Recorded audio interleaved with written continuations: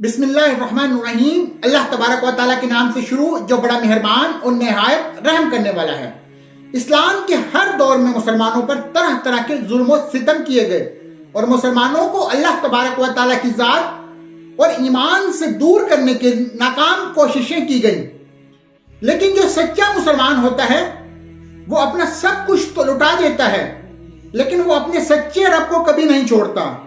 کچھ اس مسلمان کا سب کچھ اس کا حقیقی مالک اللہ عز و جل ہوتے ہیں۔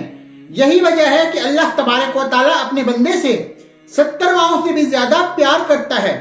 ایسا ہی ایک ایمان افروز واقعہ جو آج کی اس ویڈیو میں آپ کو بتانے لگا ہوں کہ کس طرح ایک خاتون نے اپنا سب کچھ اپنے سچے رب پر قربان کر دیا۔ دوستو، یہ ایمان افروز واقعہ فرعون کی بیوی کا ہے۔ آج کی اس ویڈیو میں ہم آپ کو بتائیں گے کہ دنیا کے سب سے بڑے جابر اور ظالم جو کہ خدائی کا دعوی دار تھا، اس کے باوجود بھی اس کی بیوی کس طرح اللہ تبارک و تعالیٰ کی وحدانیت پر ایمان لے کر آئی، ان کا ایمان لانے کا سبب کیا بنا، اور جب فرعون کی بیوی کا ایمان لانے کی خبر ملی تو اس بدبخت نے اس نیک خاتون پر کون کون سے ظلم و ستم کے پہاڑ ڈھائے، اور فرعون کی بیوی کون تھی اور کس کی اولاد میں سے تھی۔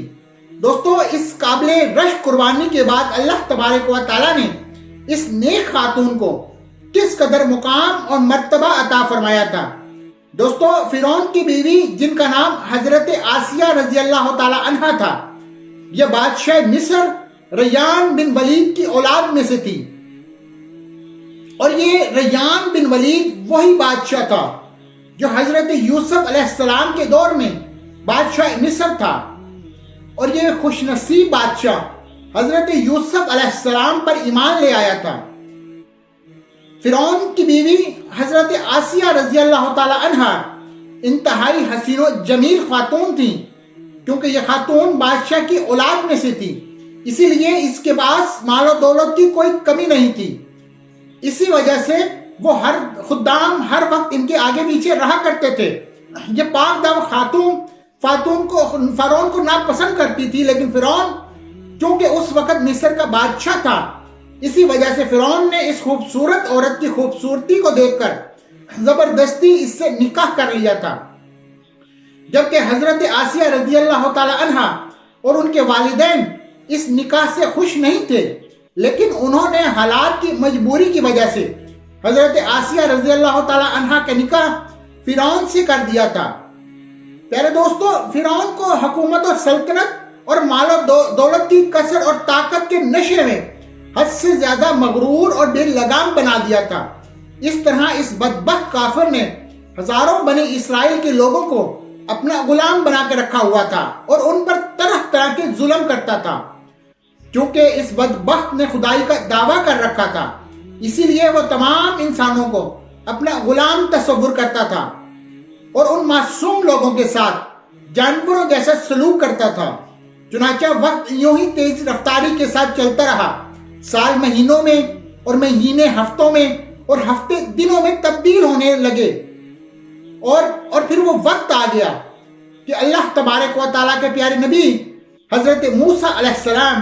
اور حضرت ہارون علیہ السلام اس دنیا کے اندر تشریف لائے، اور مصر کی سرزمین لا الہ الا اللہ کی صداؤں سے گونج اٹھی۔ اللہ تبارک و تعالیٰ نے حضرت موسیٰ علیہ السلام اور حضرت ہارون علیہ السلام کو فرعون کی طرف اور ان کی قوم کی طرف دعوت حق دینے کے لیے اور ہدایت کی طرف بلانے کے لیے مبعوث فرمایا تھا۔ اللہ تبارک و تعالیٰ کی ان پیغمبروں نے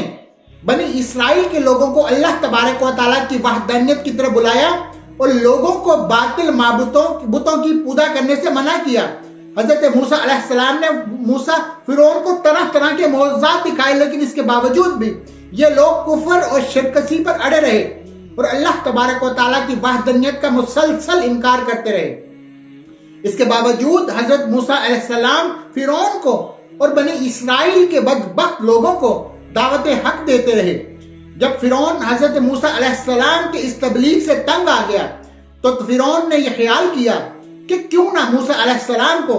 لوگوں کے سامنے جھوٹا ثابت کیا جائے۔ چنانچہ فرعون نے حضرت موسیٰ علیہ السلام کو جھوٹا ثابت کرنے کے لیے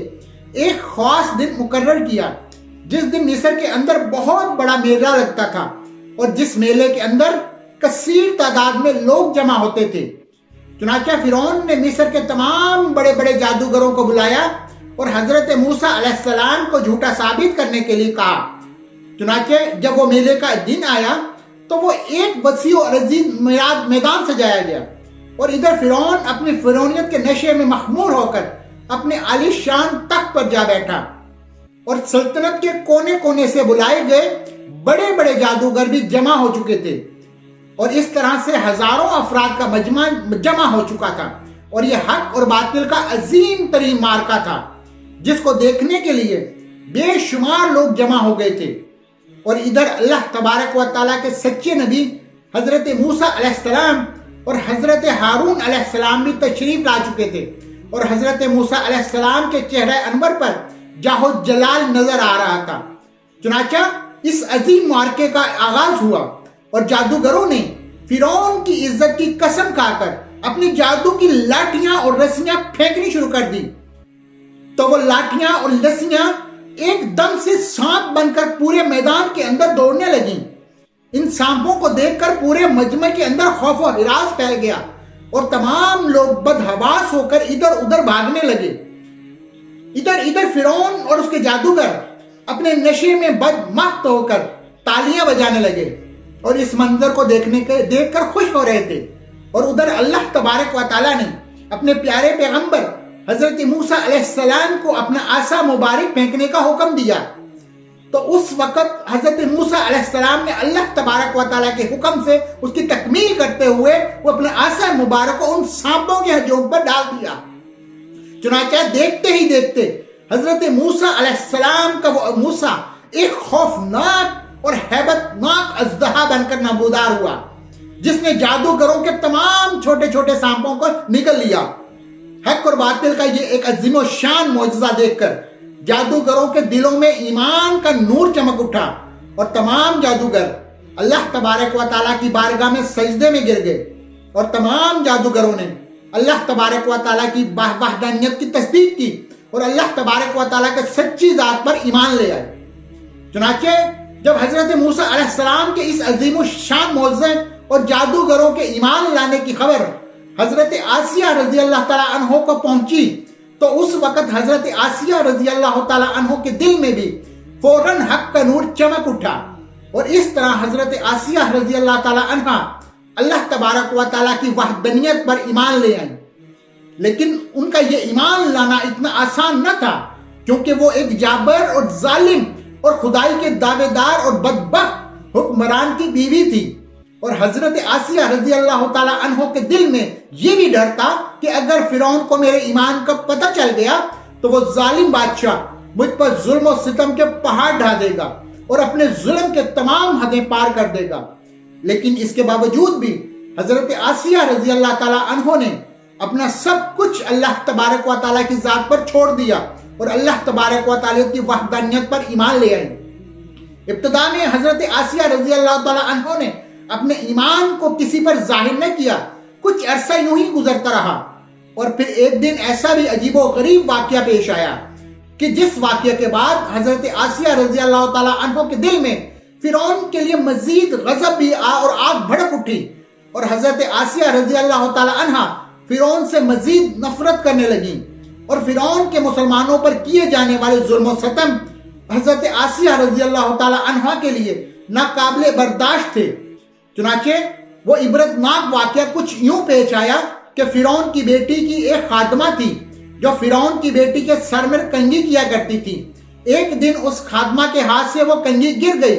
تو اس خادمہ نے بسم اللہ پڑھ کر اس کنگھی کو اٹھا لیا۔ اس وقت فرعون کی بیوی نے ان کلمات کو سن لیا، اور فرعون سے جا کر اس خادمہ کی شکایت کر دی کہ وہ خادمہ آپ کے علاوہ کسی اور کو خدا مانتی ہے، اور آپ کے علاوہ کسی اور کی عبادت کرتی ہے۔ یہ بات سن کر فرعون لال پیلا ہو گیا، اور اس نے غضبناک ہو کر اس خادمہ کو اپنے دربار میں بلایا، اور اس خادمہ کے ایمان لانے کی حقیقت دریافت کی کہ آخر کار وہ کس کو خدا مانتی ہے۔ اور فرعون اس سے کہنے لگا، کیا تم میرے علاوہ کسی اور کو خدا مانتی ہو؟ تو اس وقت اس خادمہ نے فوراً جواب دیا کہ ہاں،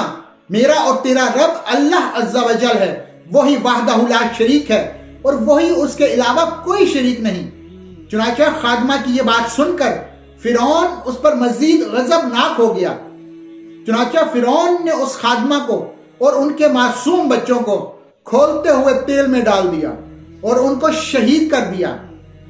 یہ خوفناک اور دل خراش منظر اس وقت فرعون کی بیوی بھی دیکھ رہی تھی۔ اسی دوران اللہ تبارک و تعالیٰ کی قدرت کی جلوہ گری ہوئی اور اللہ تبارک و تعالیٰ نے حضرت آسیہ رضی اللہ تعالیٰ عنہ کی آنکھوں سے غیب کے پردے اٹھا دیے تھے اور فرعون کی بیوی کی بصیرت کو روشن فرما دیا تھا۔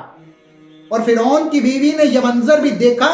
کہ فرشتے اس خادمہ کی روح کو لے کر آسمان کی طرف جا رہے ہیں۔ اس طرح فرشتوں کو دیکھنے کے بعد فرعون کی بیوی کا ایمان اور مضبوط ہو گیا اور وہ مزید اللہ تبارک و تعالیٰ کی وحدانیت کا یقین کرنے لگی، اور حضرت موسیٰ علیہ السلام کی صداقت اور حقانیت بھی واضح ہو چکی تھی۔ اس خوفناک منظر کو دیکھنے کے بعد فرعون کی بیوی سوچ میں پڑ گئی اور سوچنے لگی کہ میں مسلمان ہونے کے باوجود بھی مسلمانوں پر ہونے والے ان تمام ظلم و ستم کو کس طرح برداشت کر سکتی ہوں۔ ابھی فرعون کی بیوی انہی خیالات میں گم تھی کہ فرعون اپنی بیوی کے پاس پہنچا اور اس نے مظلوم عورت پہ کیے جانے والے اپنے ظلم و ستم کی داستان کو اپنی بیوی کے سامنے بیان کرنے لگا۔ اس وقت فرعون کی بیوی نے اپنے دل ہی دل میں فرعون کے خلاف بغاوت کا علم بلند کرنے کا ارادہ کر لیا تھا۔ جب فرعون نے اپنی بیوی کو اس مظلوم عورت کو شہید کرنے کی خبر دی تو فرعون کی بیوی نے فرعون سے کہا کہ اللہ تیری خرابی ہو، کس شہ نے تجھے اللہ تبارک و تعالیٰ کے مقابلے میں اتنا بے باک کر دیا ہے۔ یہ بات سن کر فرعون ایک بار پھر بڑک اٹھا اور اپنی بیوی سے کہنے لگا کہ تجھے بھی اسی جنون نے آ لیا ہے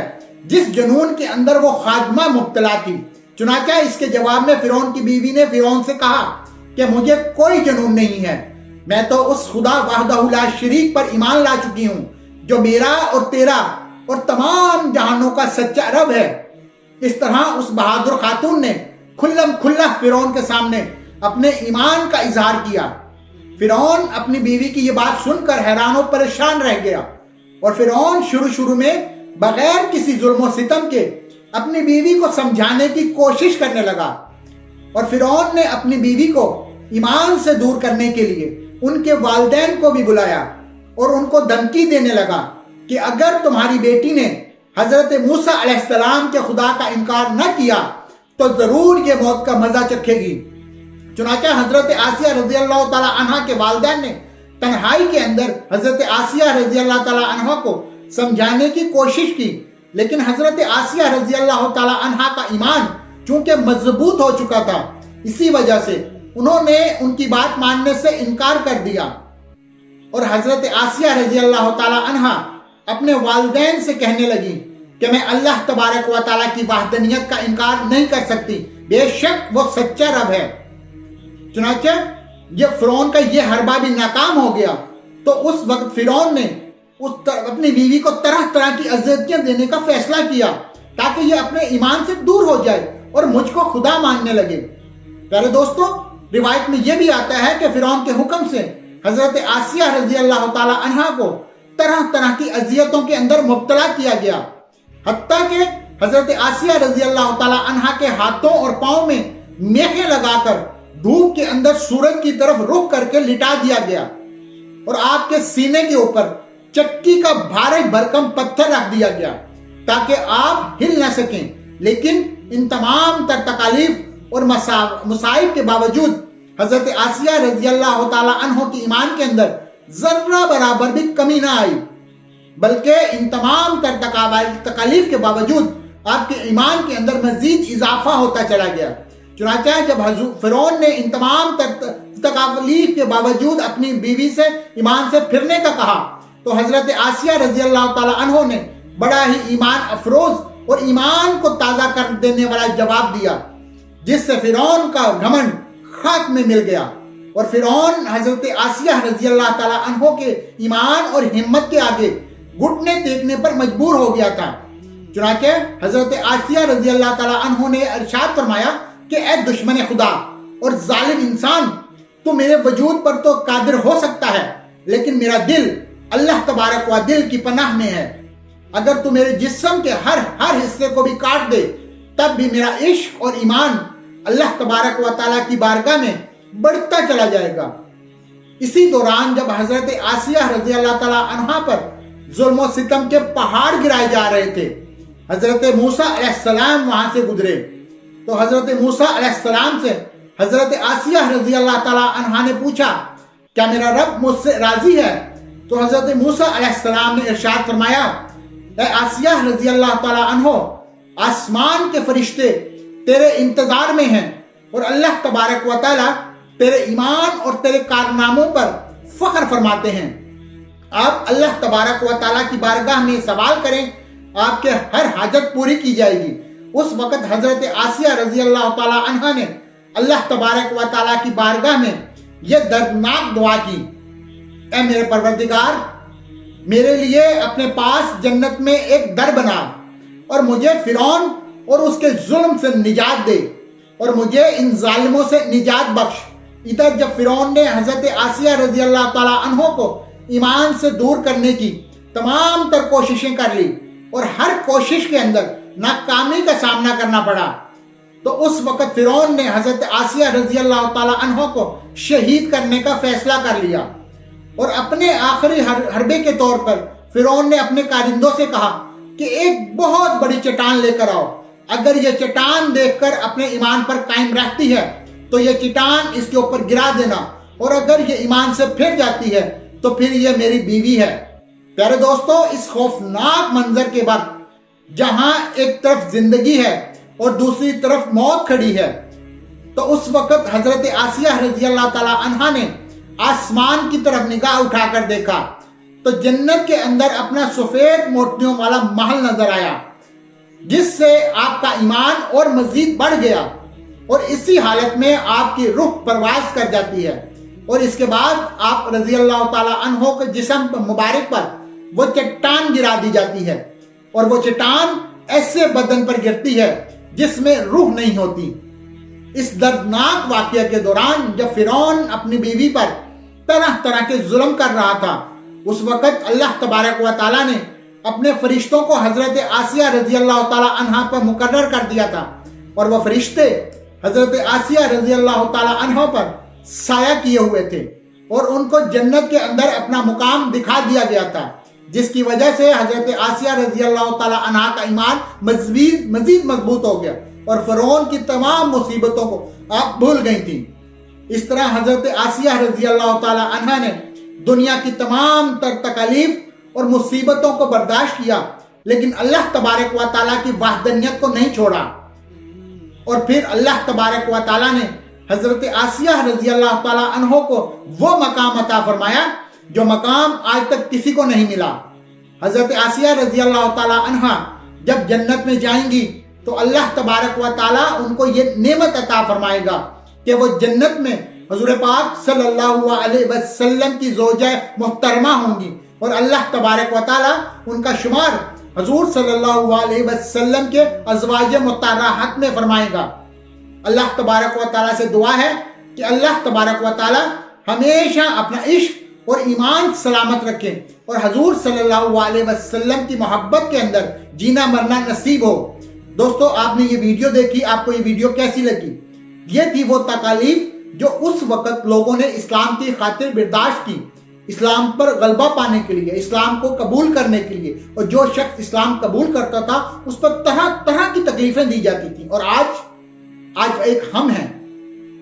ہیں، ایک آپ ہو. یہ آپ کیا کر رہے ہو؟ آپ کو گھر بیٹھے بٹھائے ان سب باتوں کو بتا دیا گیا ہے، پھر بھی آپ ان غیروں کی باتوں کو یقین کرتے ہو جن کا اللہ تعالیٰ نے اور حضرت محمد صلی اللہ علیہ وسلم نے منع کیا ہے کہ ان کاموں سے بچو. آج ہم وہی کام کر رہے ہیں. تو کیا ہم اس وقت کس کی پیروی کر رہے ہیں؟ کیا ہم حضرت محمد صلی اللہ علیہ وسلم اور اللہ تعالیٰ کے بتائے ہوئے احکامات پہ زندگی گزار رہے ہیں، یا ان کی پیروی کر رہے ہیں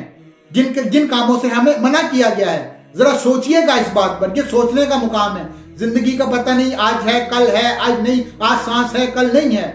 ایک پل کا بھی انسان کو پتہ نہیں کہ پل میرا اگر کل کی صبح ہوگی یا نہیں ہوگی. دوستو، اللہ تعالیٰ سے دعا ہے کہ جتنے گناہ ہو گئے ان سب پہ معافی مانگ لیں اور سچے دل سے معافی مانگ لیں اور آئندہ گناہ نہ کرنے کی توبہ کر لیں. تو انشاءاللہ آپ سب سے دعا ہے کہ آپ کو ویڈیو اچھی لگی ہوگی تو کمنٹس میں آمین ضرور لکھیے گا.